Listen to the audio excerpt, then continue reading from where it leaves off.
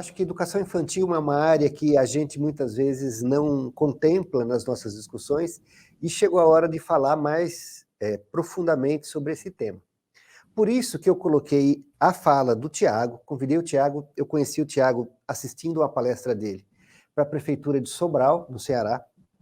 Depois tive a ocasião de conversar com o Tiago por conta de outras relações aí profissionais. Mas eu achei muito importante que a gente reservasse ainda um momento do nosso encontro, seja para quem conseguir ficar para assistir agora, seja para quem vai usar esse material para trabalhar posteriormente com as suas equipes, uma discussão sobre aquilo que a pandemia causou para as nossas crianças, né? Todas as discussões sobre escolaridade, sobre volta, retomada das aulas, recomposição da aprendizagem, parece que olham muito para aquele garoto ou de ensino médio, ou de Fundamental 2, às vezes de Fundamental 1, mas a verdade é que as crianças pequenas, né, as crianças de 0 a 6 anos, aquelas crianças que estão no início dos anos, no início do fundamental, né, as crianças de 6, 7 anos, elas foram particularmente afetadas pela pandemia, por outras razões que não apenas as educacionais, que continuam importantes. Claro, evidente, a gente está numa etapa de letramento, mas não só isso, né? As crianças aparentemente protegidas em casa, né? A gente sabe, descobriu ou aprendeu que não foi bem assim que se passou.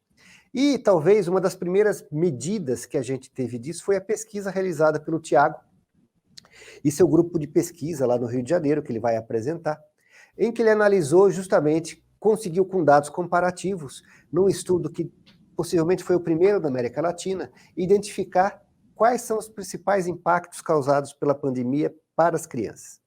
Eu não quero tomar o tempo do Tiago, a gente não vai fazer uma palestra longa, mas eu gostaria muito que o Tiago mostrasse para vocês os achados do estudo dele, para a gente discutir um pouquinho sobre esse tema. Muito obrigado, viu, Tiago, pela sua disponibilidade de estar com a gente. Seja bem-vindo ao Encontro Nacional das Escolas Associadas da Unesco. Oi, Paulo, eu que agradeço o convite. Mais uma vez, uma alegria falar com você. Para mim, estava cortando aqui um pouquinho enquanto você estava falando. Eu espero que vocês estejam me ouvindo bem. Se o meu som estiver cortando um pouquinho, você me avisa, tá, Paulo? Então, gente, tá ouvindo bem? O seu som está ótimo. Acho que foi o meu microfone que estava falhando. Maravilha, então.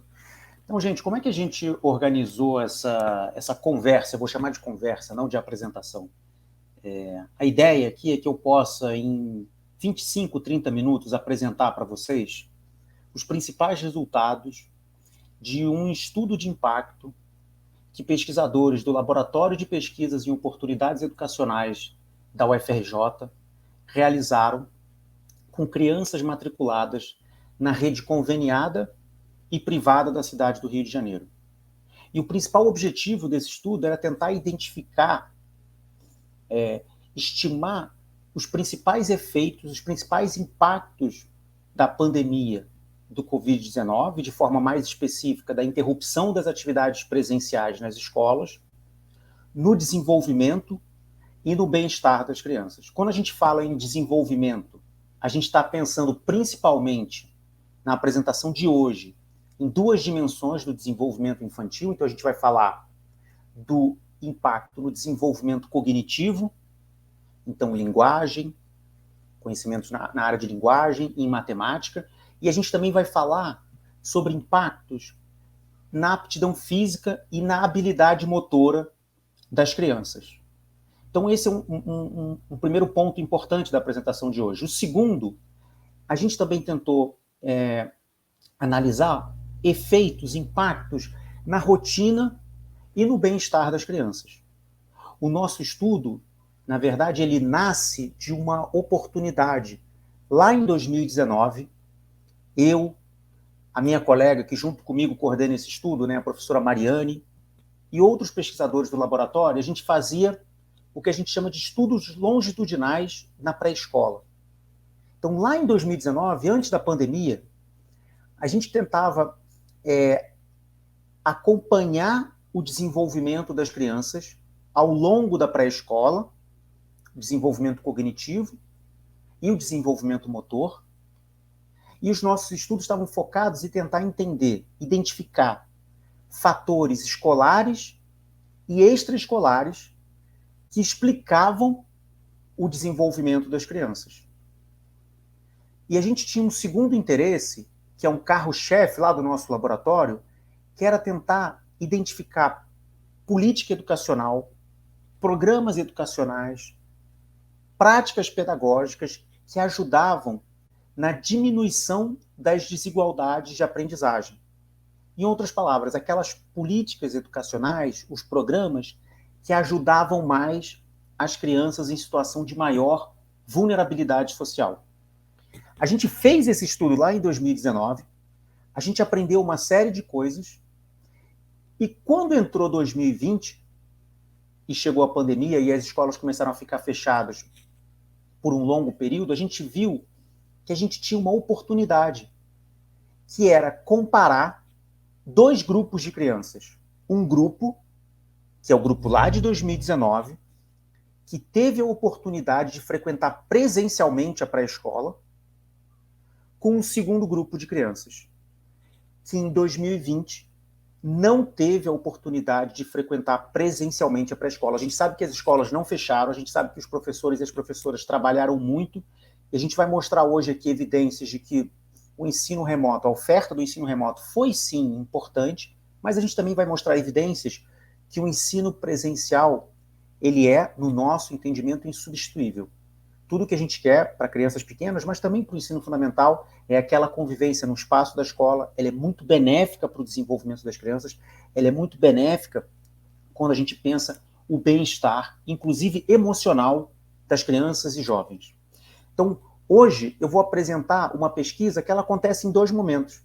Eu vou estar sempre comparando dois grupos, 2019 e 2020, para tentar estabelecer, convencer vocês, né, sobre essa relação de causalidade, que é, no fundo, o nosso principal desafio aqui, né, o grupo de pesquisadores lá do UFRJ, o nosso principal desafio era tentar estabelecer essa relação de causa e efeito com o maior grau de certeza possível. Tá certo?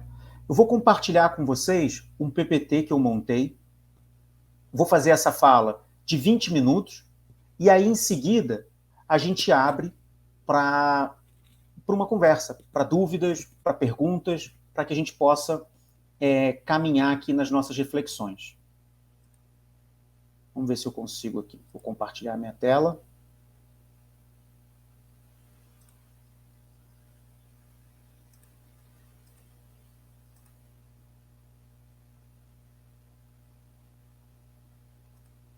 Paulo, será que você consegue me dar um ok, só para eu saber se a minha tela está aparecendo para todo mundo? Tá certíssimo. Perfeito? Perfeito. Então vamos lá, gente.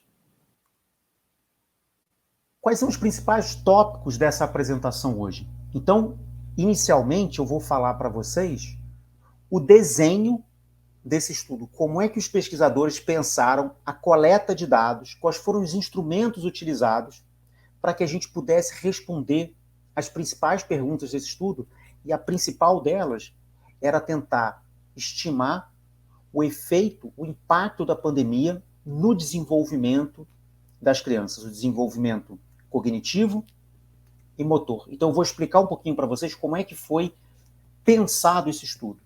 Logo em seguida, gente, eu vou trazer para vocês 4 principais resultados dessa pesquisa. O primeiro, eu vou apresentar evidências sólidas sobre o impacto da pandemia no desenvolvimento cognitivo e na aptidão física das crianças. Sempre que eu estiver falando aqui hoje, eu vou estar falando de crianças que estavam no último ano da pré-escola, ou seja, as crianças que estavam fazendo a transição da educação infantil para o ensino fundamental. Por isso que é bacana a gente pensar também as implicações desses resultados para os anos iniciais do ensino fundamental. Logo em seguida, gente, eu vou falar sobre um segundo resultado importante desse estudo, que é o efeito da interrupção das atividades presenciais nas escolas nas desigualdades de aprendizagem. Aqui a pergunta é um pouquinho diferente. Será que as crianças em situação de maior vulnerabilidade social foram mais fortemente impactadas pela pandemia? Será que, quando a gente olha o ritmo de aprendizado dos vulneráveis e dos não vulneráveis durante esse período da pandemia, será que as desigualdades elas aumentaram? A gente vai trazer evidências aqui hoje que sim, as desigualdades de aprendizagem elas aumentaram ao longo do ano de 2020 e é muito importante que a gente pense política pública em 21, 22 e quem sabe em 2023, porque vai levar um tempo para a gente recuperar isso, para que a gente possa colocar os nossos alunos, as nossas crianças na trajetória desejada. Em seguida, eu vou falar sobre rotina das crianças e a relação dessas alterações que a gente viu na rotina ao longo de 2020 e 2021 com bem-estar e saúde mental. E, por fim, vou trazer um resultado muito rápido sobre bem-estar e saúde mental dos profissionais de educação. No caso da nossa pesquisa, a gente está falando de mulheres. 100% das respondentes, e foram centenas de professores que participaram do nosso estudo, todas eram mulheres, e a gente quer apresentar para vocês aqui algumas evidências importantes sobre risco para a saúde mental para os profissionais de educação. E no final, eu vou apresentar 5 recomendações. A gente publicou recentemente, no mês de outubro, um relatório completo que tem um número bem maior de recomendações, mas eu vou apresentar aqui hoje para vocês 5 principais recomendações para que a gente possa começar a nossa conversa. Então, gente, vamos falar um pouquinho sobre o desenho desse estudo de impacto. Aqui hoje, para vocês, eu vou mostrar dados de uma amostra que foi coletada na cidade do Rio de Janeiro, em 21 escolas, da rede conveniada, a rede pública, e da rede privada. Ela é uma amostra bastante heterogênea quando a gente pensa o perfil socioeconômico das famílias. O que isso significa? Significa que na nossa amostra a gente tem desde famílias vivendo em situação de maior vulnerabilidade social, por exemplo, famílias que têm uma renda muito baixa, pais com uma escolaridade baixa, famílias que recebem, que participam de programas de transferência de renda do governo, por exemplo, na época, o Bolsa Família, até famílias de classe média muito alta. Então é um grupo bastante heterogêneo. E a gente coletou dados com 671 crianças que estavam matriculadas no segundo ano da pré-escola, em 2019, e um outro grupo de crianças que também estava matriculada no segundo ano da pré-escola, em 2020. E como é que foi a coleta de dados? Gente, lá em 2019, a gente fez visitas nas escolas, nessas 21 escolas, no início e no final do ano letivo. E a gente coletou medidas sobre o desenvolvimento delas na parte de linguagem. Então a gente desenvolvia atividades, tinha um teste que media a habilidade das crianças nessas diferentes dimensões, vocabulário, uma parte de ideias sobre leitura, consciência fonológica, identificação de letras e reconhecimento e leitura de palavras. Tinha uma parte de matemática, ideias sobre matemática, que são conceitos simples, a ideia de maior, menor, mais, menos, contagem em números, adição e subtração, identificação de formas e identificação de números. Além disso, a gente também coletou dados para a aptidão física e a habilidade motora das crianças. Lá em 2019, início e final do ano letivo. Quando a gente olha essas medidas no tempo, o que a gente tem é a possibilidade de observar o aprendizado das crianças, o quanto elas se desenvolveram no segundo ano da pré-escola. E a escola, a pré-escola, nesse caso, ela tem um papel muito importante nesse desenvolvimento. Essa é a etapa de desenvolvimento mais acelerado, quando a gente pensa o desenvolvimento humano, e a pré-escola, segundo evidências internacionais, mas os nossos estudos corroboram isso, ela tem um efeito muito importante nessa faixa etária, inclusive o que a gente chama de um efeito protetor. Ela ajuda mais quem é mais vulnerável, ela ajuda mais quem precisa mais. Então, lá em 2019, a gente viu as crianças tendo um desenvolvimento, na média, muito bacana nessas 3 dimensões, desenvolvimento da linguagem, matemática e a aptidão física. O que a gente fez em 2020 foi também coletar dados no início e no final do ano letivo, para um outro grupo de crianças que também estava no segundo ano da pré-escola. Quando a gente analisa esses 2 grupos juntos, a gente é capaz de estimar com um alto grau de certeza os impactos da pandemia no aprendizado ou na habilidade motora e na aptidão física das crianças. Então, gente, vamos para o primeiro resultado que eu vou mostrar aqui para vocês.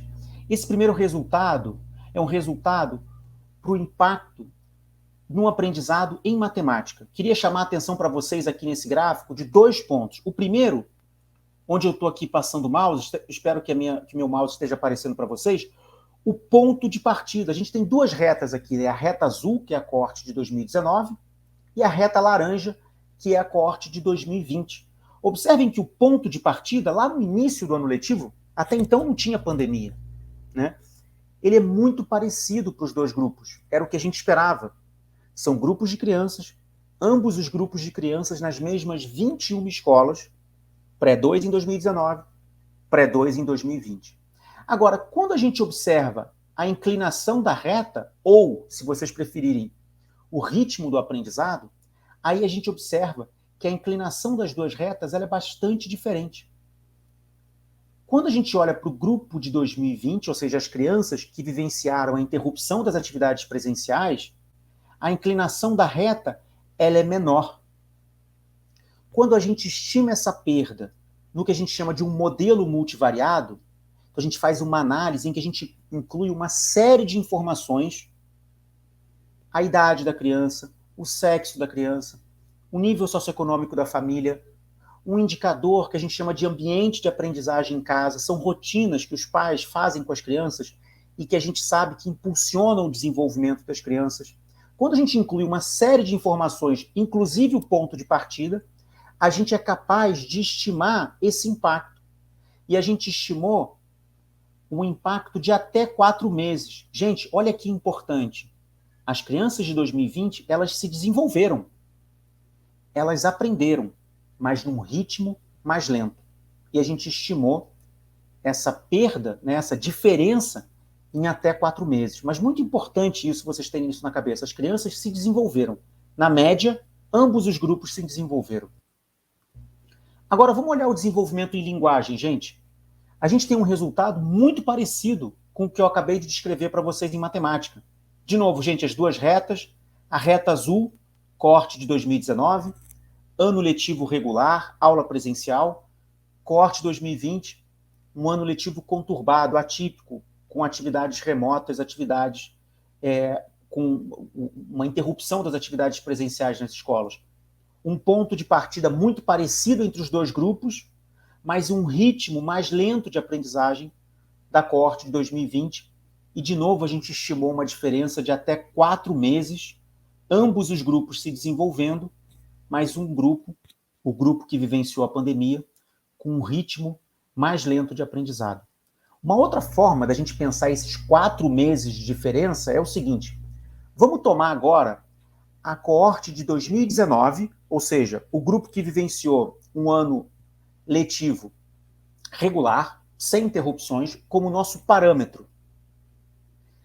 Quando eu olho o aprendizado do grupo de 2020 em relação ao meu parâmetro, ou seja, o grupo de 2019, essas crianças de 2020, ou seja, as crianças que vivenciaram a interrupção das atividades presenciais, elas aprenderam ali por volta de 65%, tendo o grupo de 2019 como esse parâmetro, por volta de 2/3, certo? Isso, gente, é o que a gente chama do impacto global. É o efeito na média para o grupo. Mas lembra que eu tinha falado para vocês de uma segunda pergunta muito importante, que é a seguinte: será que as crianças em situação de maior vulnerabilidade, será que elas foram mais fortemente impactadas pelo fechamento das escolas? Nós, lá do nosso laboratório, tínhamos a hipótese que sim, que essas crianças provavelmente teriam uma perda mais acentuada. E por que a gente imaginava isso? Porque a gente sabia, por estudos anteriores à pandemia, que a pré-escola, que a educação infantil de qualidade, ela tem isso que a gente chama de um efeito protetor. Ela ajuda mais os mais vulneráveis. Esse próximo gráfico que eu vou mostrar aqui para vocês, ele mostra exatamente esse impacto da pandemia num aumento das desigualdades de aprendizagem. Vamos de novo tomar a coorte de 2019 como um parâmetro. Quando eu olho para o grupo de 2020, as crianças que estavam matriculadas nas escolas de nível socioeconômico mais alto, essas crianças aprenderam ali por volta de 75% quando a gente tem o grupo de 2019 como nosso parâmetro. Então, aproximadamente 3/4. Agora, gente, olha o que aconteceu com aquelas crianças que estão matriculadas em escolas de nível socioeconômico mais baixo. Essas crianças aprenderam um pouco menos da metade quando a gente tem aquele grupo de 2019 como um parâmetro. Essa diferença aqui é exatamente o aumento das desigualdades de aprendizagem na pré-escola. Quando a gente fez essa análise, considerando só o grupo de 2019, nível socioeconômico baixo e nível socioeconômico alto, lá em 2019, essas crianças se desenvolveram em ritmos muito semelhantes, o que a gente deve interpretar como um resultado bom, positivo. Em 2020, esse ritmo de aprendizado foi bastante diferente, o que reforça a necessidade da gente pensar políticas focadas em quem? Nos mais vulneráveis nesse processo de recuperação do aprendizado. E, gente, como é que a gente explica esses resultados que eu acabei de apresentar para vocês? Apresentei dois, né? O impacto global. Então, a gente viu que, na média, as crianças se desenvolveram num ritmo mais lento durante a pandemia. Mas a gente viu um segundo resultado importante. Os mais vulneráveis foram mais fortemente impactados. E como é que a gente explica isso? Bom, uma das explicações, não é a única, mas uma delas é essa aqui, ó. A gente mede isso desde lá de 2017, desde quando a gente começou a fazer estudos no campo da educação infantil, 2017, 2018, 2019, a gente vem medindo isso que a gente chama do ambiente de aprendizagem em casa. Gente, essas são rotinas, atividades, no fundo, brincadeiras que os responsáveis ou o adulto de referência da criança na sua casa realiza com a criança de forma rotineira, corriqueira, ao longo da semana. Então, são atividades, por exemplo, como ler e folhear livros, contar histórias, desenhar, pintar, recortar, brincar com letras, brincar com números, brincar com cores e formas. Então, o que a gente observa quando a gente compara famílias de nível socioeconômico mais baixo com famílias de nível socioeconômico mais alto é que, na média, as famílias de nível socioeconômico mais alto realizam essas atividades de forma mais recorrente, com uma maior frequência. E a gente sabe que essas atividades, elas explicam parte do desenvolvimento das crianças. Então, se as crianças ficaram mais em casa e tiveram menos oportunidades de interagir com os seus professores, com as suas professoras, com os seus colegas, é razoável a gente imaginar que o ambiente de aprendizagem em casa ganhou maior relevância. E esse ambiente de aprendizagem em casa, ele é bastante diferente quando a gente pensa famílias de nível socioeconômico mais baixo e famílias de nível socioeconômico mais alto. Então, esse é um aspecto importante. Tem um outro aspecto importante também, que tem a ver com a própria possibilidade e qualidade da implementação do ensino remoto. Durante o ano de 2020 e 2021, a gente viu uma ausência de políticas por parte do Ministério da Educação, de coordenação de políticas, por exemplo, para garantir conectividade nas escolas. Isso é muito grave. Então, aquelas crianças em situação de maior vulnerabilidade social, as redes públicas, por vezes, tiveram enormes desafios para a implementação do ensino remoto. Muitas famílias perderam contato com as escolas. Esse estudo que eu estou mostrando para vocês na rede conveniada e privada do Rio, a gente está replicando em uma rede pública. Em um espaço de tempo muito curto, a gente vai começar a apresentar esses resultados para vocês em outros eventos. Mas o que a gente observou quando a gente olha um público mais vulnerável? Muitas famílias perderam contato com as escolas e perderam contato porque elas não tinham meios de manter esse contato. Então, aqui tem uma outra dimensão da desigualdade, que é a possibilidade ou não, né, ou os imensos desafios para implementar o ensino remoto. A gente observou ganhos pequenos associados, mas aqui o pequeno não deve ser visto como algo negativo ou menor, ele é importante, associados ao ensino remoto. Principalmente quando o professor relatava que o engajamento das crianças da sua turma era alto. E aqui, gente, o engajamento a gente deve pensar não apenas numa dimensão da qualidade da atividade que está sendo ofertada, mas também da possibilidade que as famílias têm de auxiliarem as crianças pequenas na realização dessas atividades remotas. Um ponto muito bacana assim, no sentido do conhecimento científico, né, para a gente entender como é que a gente lida com essa questão da pandemia, é assim, quando a gente olha para estudos internacionais, os estudos internacionais têm mostrado efeitos maiores, ou seja, impactos maiores, negativos, para crianças pequenas, quando a gente compara com, por exemplo, adolescentes. Impactos negativos do fechamento das escolas. E o que eles atribuem isso? Eles atribuem que o ensino remoto ele é mais difícil de ser implementado e realizado com crianças pequenas. E isso provavelmente tem a ver com a dificuldade que as crianças pequenas têm em relação à autonomia para lidar com a tecnologia. Então, fundamentalmente, a criança precisa de um adulto ao lado dela 100% do tempo para que aquela atividade aconteça, diferente da dinâmica que a gente pode ter com um adolescente. Então, a gente observou que o principal elemento associado ao ganho relativo ao ensino remoto era essa qualidade do engajamento, e a qualidade do engajamento a gente pode pensar acesso à internet, acesso a equipamentos e também a possibilidade que as famílias tiveram de auxiliar as crianças durante esse período. Gente, queria falar um pouquinho para vocês agora sobre os impactos na aptidão física e na habilidade motora das crianças. De novo, aquele gráfico que vocês já viram, duas retas, a reta azul é a coorte de 2019, a reta laranja é a coorte de 2020. Observem que, ao longo do ano de 2019, quando a gente olha o início e o final do ano, as crianças elas melhoram a aptidão física delas. Elas melhoram a habilidade motora delas. E a gente já foi capaz, lá no laboratório, a partir de pesquisas realizadas, muito em breve, tem um pesquisador do nosso laboratório, o Daniel Kreuger, ele vai defender uma tese de doutorado com evidências que sugerem que a escola, a pré-escola, tem impacto positivo na habilidade motora e na aptidão física das crianças. Um resultado super bacana para a gente pensar mais um efeito benéfico da oferta qualificada da educação infantil. Então, em 2019, a gente observa uma melhora. Agora, quando a gente olha o grupo de 2020, de fato o que a gente tem é uma perda da aptidão física, é uma piora dessa dimensão da aptidão física.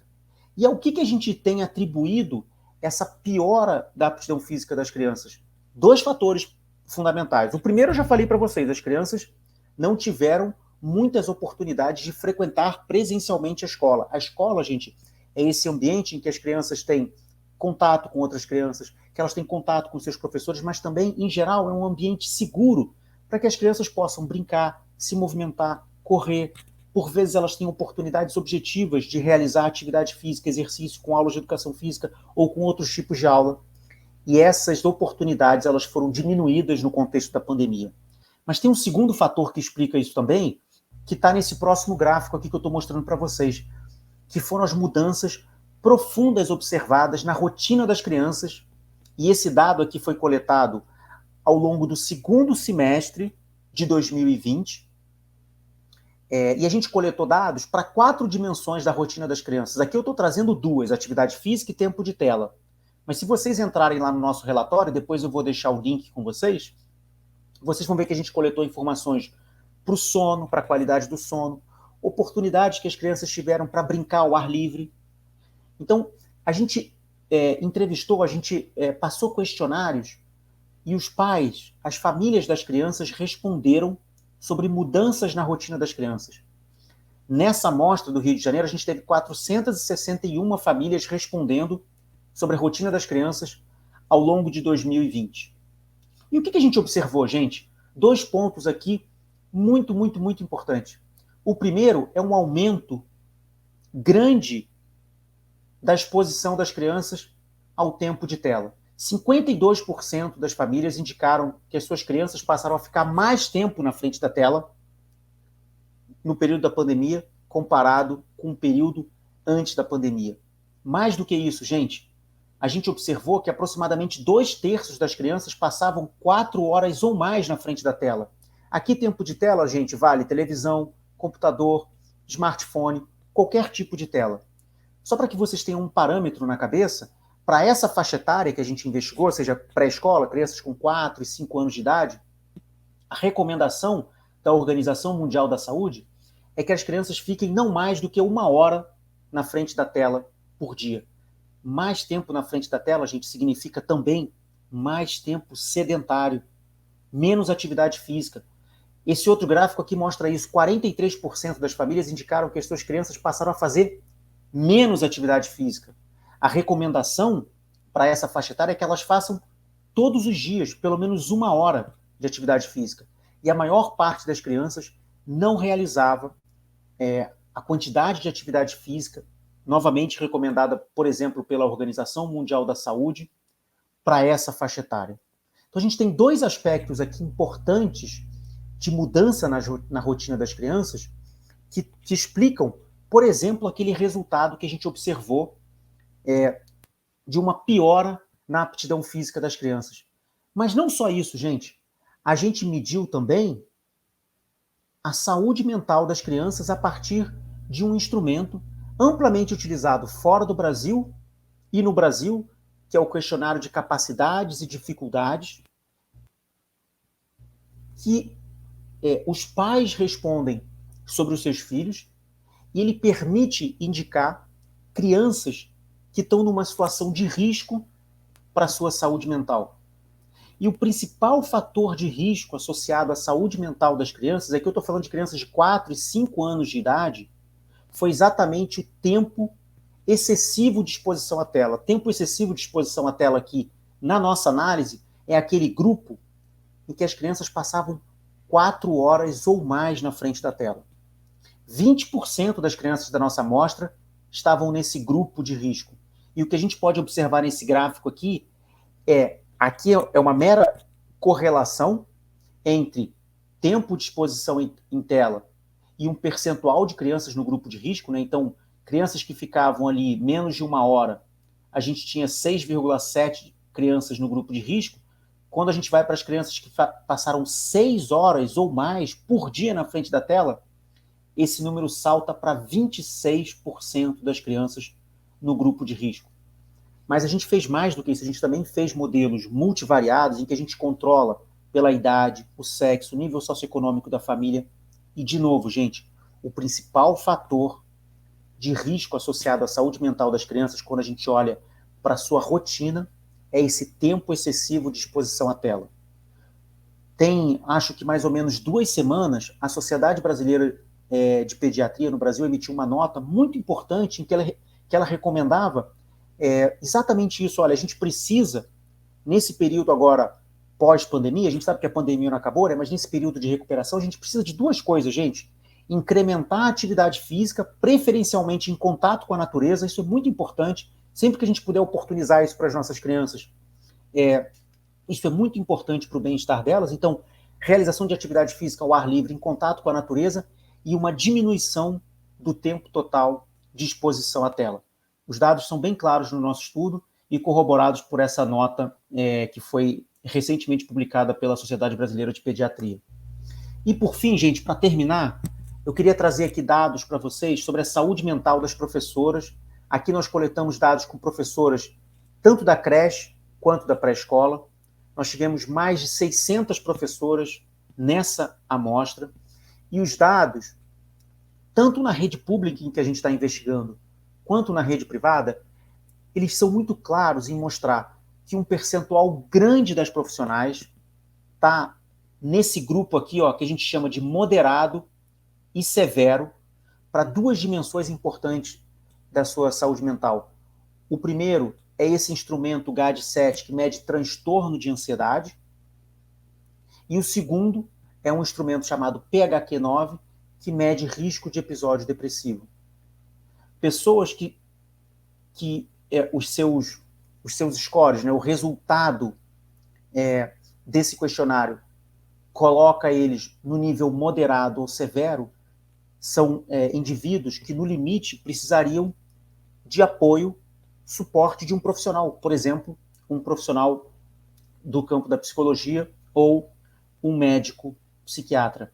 A gente tem uma proporção muito grande das profissionais em grupos de risco e a gente tem sido muito vocal com as redes de ensino e com as escolas com quem a gente tem tido a oportunidade de conversar para que seja feita uma oferta de programas de apoio psicológico para os profissionais de educação.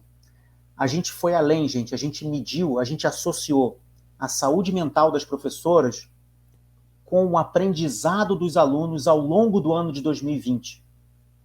E a gente observou que, na média, aquelas crianças que estavam em turmas cujas professoras estavam no grupo de risco para transtorno de ansiedade, essas crianças estavam aprendendo menos. Então tem duas questões aqui, né? A primeira é a saúde dessas profissionais, e a gente acha que isso por si só é um argumento fortíssimo para que a gente pense política pública. E segundo, isso vai além do bem-estar e da saúde mental dessas profissionais. Isso também impacta as crianças, isso certamente impacta a capacidade de acolhimento que essas profissionais, a capacidade que essas profissionais têm para desempenhar o seu trabalho, e a gente viu efeitos, inclusive, no aprendizado das crianças. Gente, para fechar, 5 recomendações muito rápidas, e aí eu gostaria de começar a nossa conversa, o nosso bate-papo. Lá no relatório tem um número maior de recomendações, mas a primeira delas, gente, sem dúvida nenhuma, é a necessidade de programas de busca ativa de crianças que não retornaram. Eu estava vendo a professora Maria Helena falar antes de mim, aparentemente, gente, esse risco de evasão, ele é mais intenso, ele é maior nas duas pontas, ou seja, dos adolescentes, então a meninada que está lá no final do ensino fundamental e ensino médio, mas também as crianças pequenas que estão lá na educação infantil. Então, muito importante que essas crianças retornem para a escola, certo? Engraçado, gente, que a gente fez um estudo para tentar entender o impacto da pandemia do Covid-19. Mas quando a gente olha para esses dados, eu e a equipe lá da UFRJ, para a gente gritava de forma muito clara nos resultados que vinham, à medida que a gente ia rodando as análises, a importância da educação infantil para garantir o bom desenvolvimento e o bem-estar das crianças. O que a gente viu, gente, quando a gente teve, por conta da pandemia, uma mudança abrupta na qualidade da oferta, né? Ninguém defende uma educação infantil remota ou uma oferta de ensino fundamental remoto. Ninguém defende isso. Mas diante da pandemia, foi sim necessário fechar as escolas. Mas o que a gente viu como resultado desse fechamento das escolas para as atividades presenciais?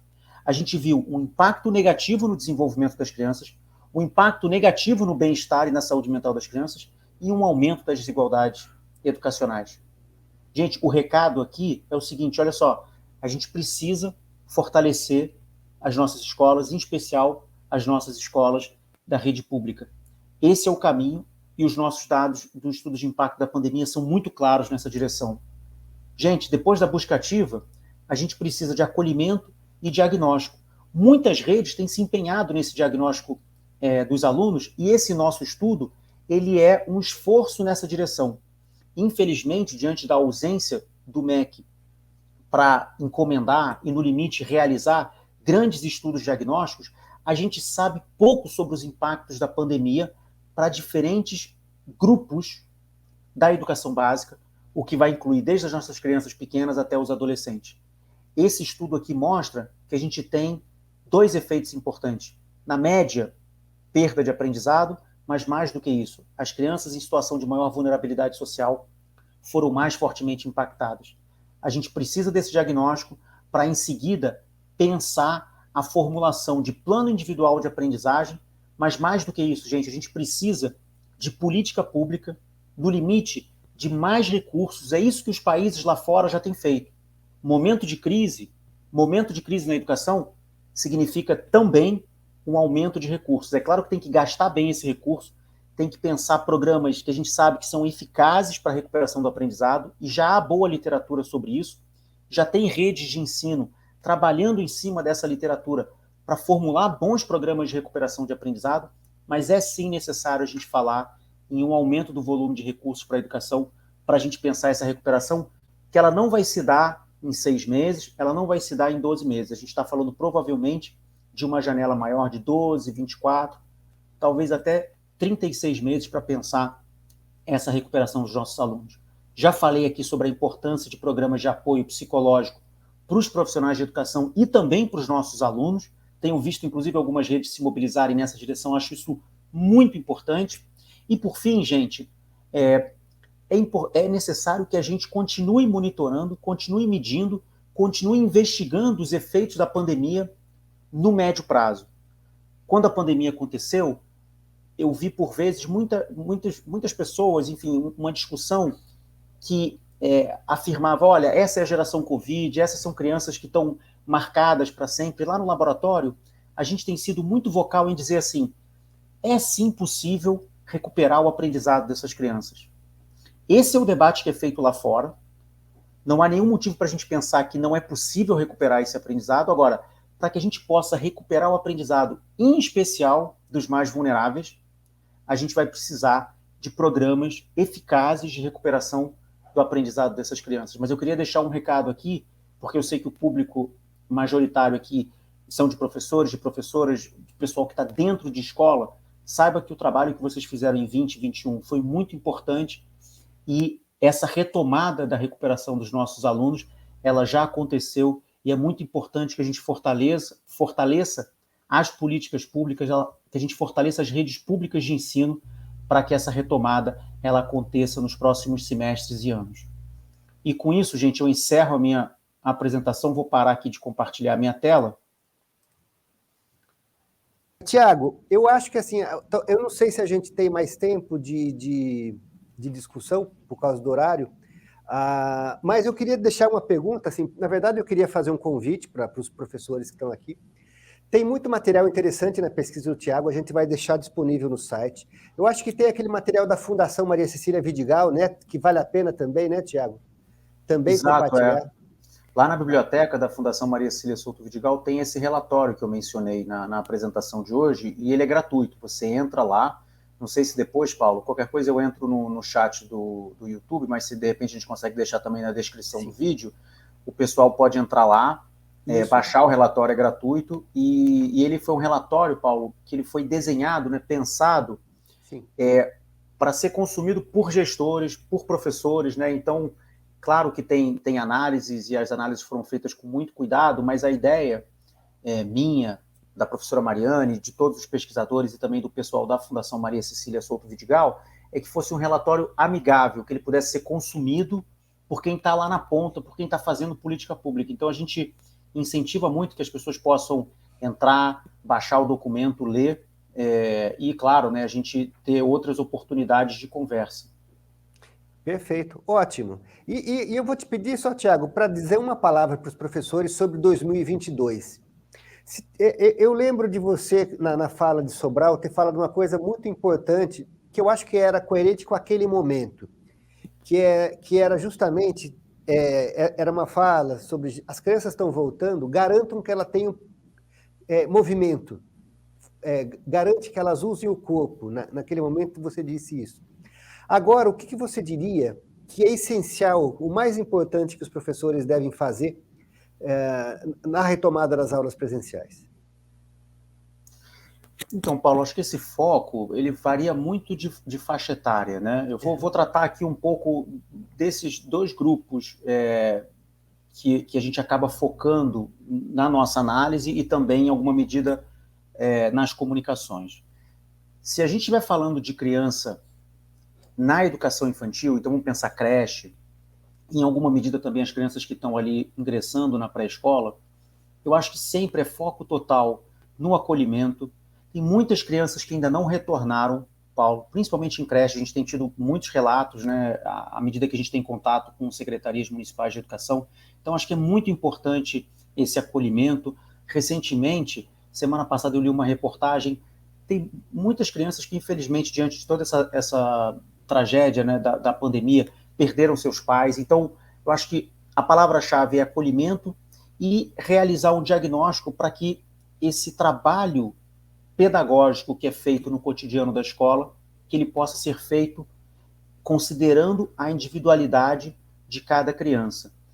Os professores que estão aqui nos ouvindo, os coordenadores pedagógicos, as diretoras, os diretores, eles devem ter observado dentro das suas escolas um aumento do que a gente chama das diferenças entre os alunos, seja dentro de uma turma ou dentro de uma escola. E por que isso aconteceu? Porque a forma que as famílias e as crianças vivenciaram a pandemia foi muito diferente. Então, esse aumento da heterogeneidade, quando a gente pensa no desenvolvimento, é um grande desafio do ponto de vista pedagógico para as escolas. O que a gente tem recomendado para as redes? Tá?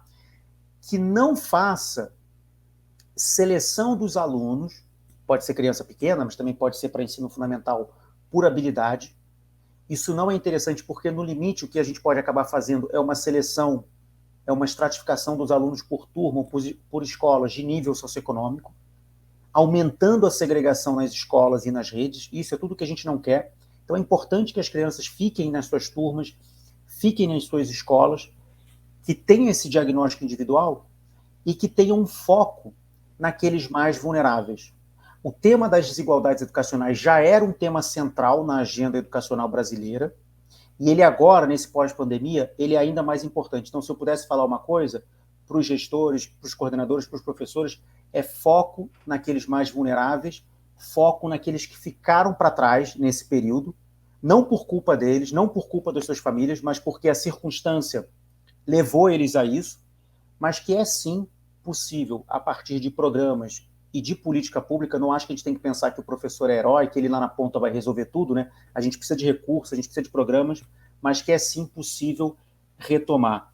Para a meninada que está ali no ensino fundamental, muito importante esse diagnóstico, programas de reforço, tutoria com grupos pequenos, tá? E em cima daquilo que a literatura sugere, que a gente sabe que é eficaz, que funciona para a recuperação do aprendizado. Acho que com isso a gente tem boas chances de ter, diante de tudo isso, um legado positivo, né? Eu sei que parece uma fala otimista, mas talvez seja mesmo, eu sou um otimista, é assim, a gente está diante de uma situação muito difícil, é por isso que a gente está fazendo pesquisa, a gente está trazendo um diagnóstico duro, difícil, mas a gente também acha que um dos possíveis legados dessa pandemia é que a gente tenha sistemas educacionais mais equitativos, sistemas educacionais que funcionem melhor e não deixem para trás aqueles mais vulneráveis. Muito legal. Muito obrigado, Tiago. A gente vai ter outras formações previstas aí ao longo dos próximos meses. Eu acho que tem alguns temas que eu gostaria de chamá-lo para discutir. Um deles é a relação escola-família, que precisa melhorar, né? Esse tempo da pandemia trouxe vamos dizer assim, muito material para a gente pensar. Muito. Eu acho que a gente tem aí, ao longo dos próximos meses, realmente que dedicar tempo para entender tudo o que aconteceu e mudar padrões de ação e mesmo buscar avanços pedagógicos, né, na forma como a gente enxerga a educação, enxerga a criança, enxerga o trabalho do educador.